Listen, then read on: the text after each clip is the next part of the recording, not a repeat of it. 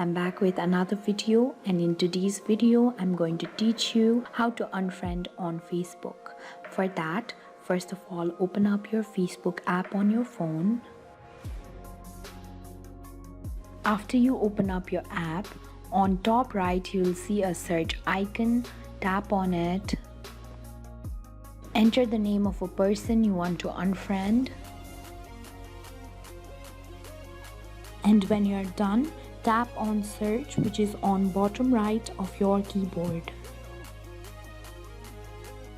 Now go to their profile.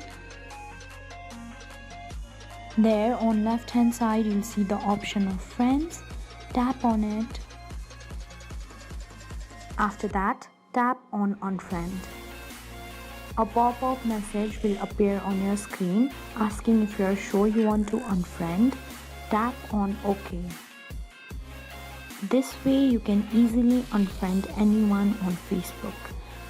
Thank you for watching. If you like the video, please hit the like button.